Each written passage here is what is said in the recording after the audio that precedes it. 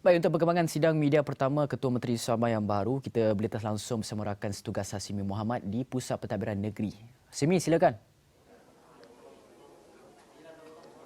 Baik, terima kasih rakan setugas di Bukit Kewangan. Seperti mana rakan setugas katakan, saya kini berlintas langsung di Pejabat Ketua Menteri, di mana ketika ini kita masih lagi menunggu ketibaan Ketua Menteri Sabah yang baru ke-16, Datuk Seri Haji G. Mohamad Noor, untuk mengadakan sidang media pertama beliau sebagai Ketua Menteri Sabah.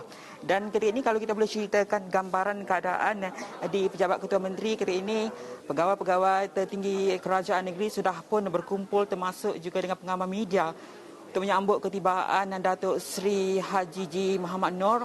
Namun kita difahamkan sebaik ketibaan beliau akan mengadakan taklimat bersama dengan kaki tangan kerajaan negeri sebelum berada di sini untuk mengadakan sidang media. Dan pastinya fokus ataupun tumpuan kita adalah bagaimana Datuk Seri Haji G akan memaklumkan kepada kita untuk menggerakkan agenda pembangunan di negeri Sabah ini, seterusnya membawa kegemilangan Sabah dan juga rakyat di negeri ini. Jadi kita akan terus bawakan perkembangan dari masa ke masa. Untuk jam ini, setakat ini dulu perkembangan yang boleh saya bawakan. Kita kembali pada rakan setugas di Bukit Kewangan. Hazimi, sebelum itu kita nak melihat juga kepada pelantikan Datuk Seri Mohamad Haji G. Mohamad Noor sebagai Ketua Menteri Sabah yang baru ini. Adakah ia akan mengakhiri segala perkembangan politik yang berlaku di Sabah, akan terus fokus kepada rakyat Sabah itu sendiri? Kerana kita tidak mahu apabila rumah itu siap, pahat masih lagi berbunyi. Baik, pastinya itu juga harapan yang diharapkan oleh rakyat di negeri Sabah ini. Kemelut dan polemik di negeri Bawah Bayu ini berakhir sebaik sahaja Haji G mengangkat sumpah sebagai Ketua Menteri Sabah.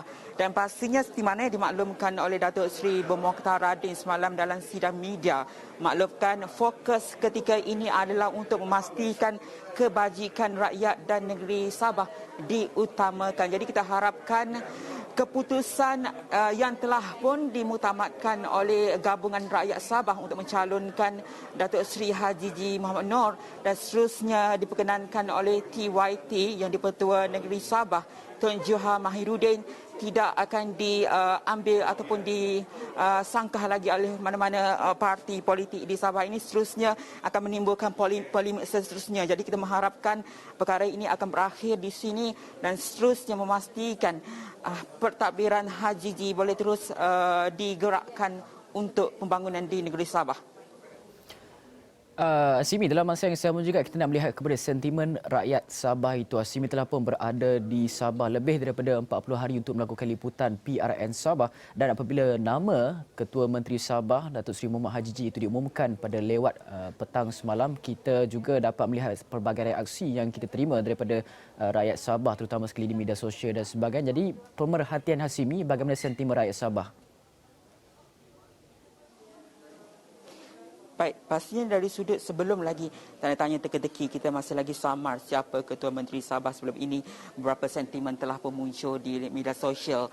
Namun antara nama-nama yang disebut ketika itu antaranya pastinya Datuk Seri Haji G. Mohamad Noor. Bagaimanapun penerimaan rakyat Sabah terhadap pencalonan Datuk Seri Haji G sebagai Ketua Menteri Sabah begitu baik sekali kita lihat, kerana kita faham figura ini begitu disenangi oleh rakyat Sabah di sini, khususnya pengalaman ataupun rekod yang dipegang oleh Haji G, 7 penggal sebagai ahli Dewan Undangan Negeri Sulaman, itu pastinya memberikan satu indikasi yang begitu baik untuk rakyat Sabah memastikan Haji G mengemudi negeri ini terus membawa pembangunan.